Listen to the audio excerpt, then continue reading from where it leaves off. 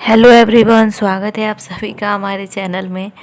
और ये बिल्कुल सुबह का टाइम है। अभी मैंने सिर्फ किचन में आटा गूंद के रखे हैं और चाय आई है।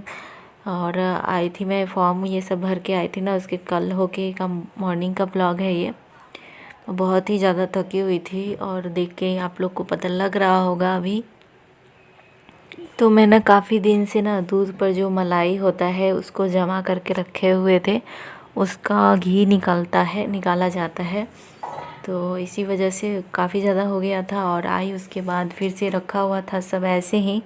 तो उसी को अभी मैं पहले तो मलाई जो होता है उसको जमा करते हैं, काफ़ी ज़्यादा हो जाता है। उसके बाद उससे मक्खन निकालते हैं और मक्खन निकालने के बाद तब घी निकाला जाता है। तो ये ना कुकर मैंने चढ़ाए हुए थे, तो ये ना आज पता नहीं कब गैस बंद हो गई इसकी, मुझे पता नहीं चला। और दूसरी तरफ मैंने चढ़ाए हैं पानी, थोड़ा गुनगुना, हल्का गुनगुना से ज़्यादा किया हुआ है गरम। तो जब ठंड का मौसम होता है ना, तो जब मक्खन निकालते हैं तो गर्म पानी का यूज होता है इसमें। और जब गर्मी के दिन में मक्खन निकालते हैं तो ठंडा पानी का यूज होता है, ये चीज़ ध्यान में रखना होता है, वरना घी नहीं निकलती है। अगर ठंड के मौसम में ठंडा पानी यूज करेंगे तो बिल्कुल जम जाता है और जो घी होता है उसमें।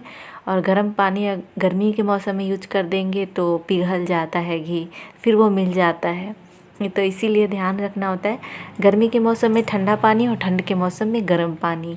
तो थोड़ा थोड़ा डालते हैं, हल्का हल्का डाले हैं, 1 कप छोटा कप से अभी डाले हैं। फिर इसको घोटनी होता है, ये इससे घाटा है। तो बड़े आराम से ये घी छोड़ गया है, मक्खन निकल गया है। देखिए पानी अलग हो गया है और मक्खन बिल्कुल अलग हो चुका है और बहुत जल्दी ही निकल जाता है। तो देखा कितना आसानी से निकलता है, अगर आप लोग नहीं देखे होगे तो ये देख लो। तो ये पानी देखिए कितना सारा पानी बच भी गया है, तो बस थोड़ा सा पानी यूज ही हुआ था। तो अभी मैंने देखा, आपने इधर मैंने आटा गूंथ के रखे हुए हैं और दूसरी तरफ दूध गर्म करके रखा हुआ है और कुकर में चढ़ा हुआ है। अरबी चोखा बनेगा अरबी का, क्योंकि इधर सब लोगों को घर में भोज हो जा रहा है ना, सो इतना मतलब पेट साथ नहीं दे रहा है लोगों को। मेरा खाना तो सिंपल होता है क्योंकि मुझे कहीं जाना नहीं होता है, तो घर का ही मुझे तो खाना है। लेकिन घर में और लोग हैं, वो लोग बाहर जाते हैं खाने के लिए शादी ये सब में, तो इस वजह से उन लोगों का थोड़ा पेट गड़बड़ हो जाता है। तो आज बनेगा चोखा अरबी का, और मेरे लिए भी आसान है, इतना मैं थक गई थी। तो चोखा बनेगा और ये देखिए मक्खन इस तरीके से, इस पे आप रोटी पे लगा करके हो या फिर साग हो, सरसों का साग, ये सब चीज़ों पे डालते हैं ना बटर। तो यही है बटर, मक्खन बटर से एक ही होता है। तो यही चीज़ें हैं, ये बस अच्छे से कटिंग करके मार्केट में मिलता है तो वो अच्छा लगता है। और ये अभी ऐसे ही घर का शुद्ध है।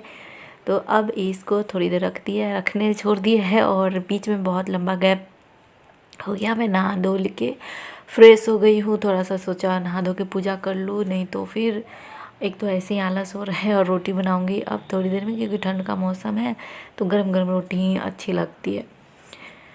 तो बस मैं नहा धो के, ठंड का मौसम शुरू हो चुका है तो ठंड लग रही है, नहाने के बाद और ज़्यादा ठंड लग रही थी हल्की हल्की। तो ये बिल्कुल पतली स्वेटर है हल्के ठंड के लिए।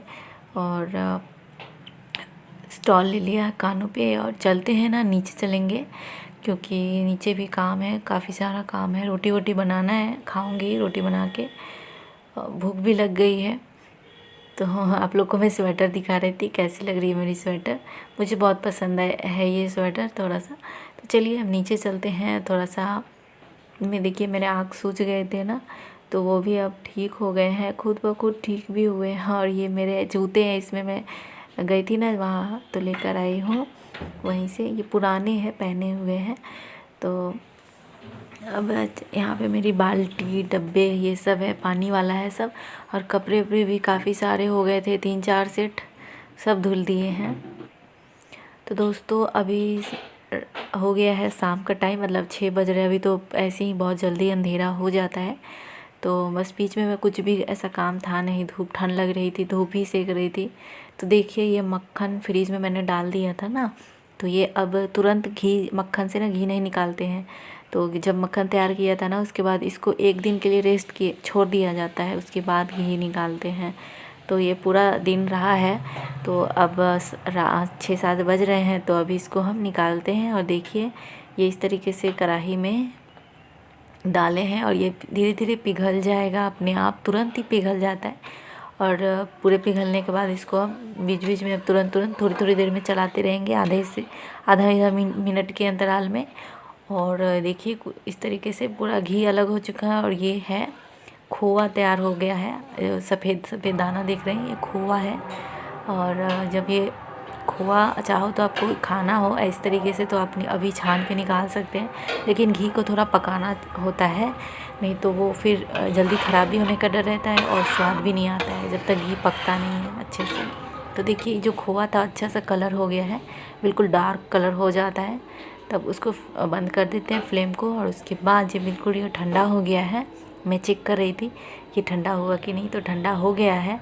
तो इसको अब छलनी से, चाय छानने वाली जो होती है ना, उसी से छाने हैं, उसमें रखे हुए हैं और छान दिए हैं। और अब कढ़ाई को धुल दूँगी, तो गर्म पानी डाल देती हूँ गर्म होने के लिए, क्योंकि घी है, ठंड का मौसम शुरू हो गया है तो तुरंत से जम जाता है, तो साफ़ नहीं होता है बर्तन, तो गर्म पानी का इस्तेमाल करना पड़ता है। तो बस यही सब है आज का दिन। बहुत थकावट बढ़ी थी, दोपहर में मैं सो गई थी, इतनी ज़्यादा मैं थक गई थी कि दोपहर पूरा रात में ही सोई बहुत नींद से ही, और फिर दोपहर में सोई तब जाके। अभी मैं इसको मेज़र कर रही थी कि ना ये अभी ऑरेंज जहाँ तक है ना वहाँ तक हो गया है, तो 3 से 4 राउंड में घी निकलेगा तो ये डब्बा भर जाएगा। तो बस इसी के साथ अब मिलते हैं आप लोगों से नेक्स्ट ब्लॉग में, तब तक के लिए बाय बाय।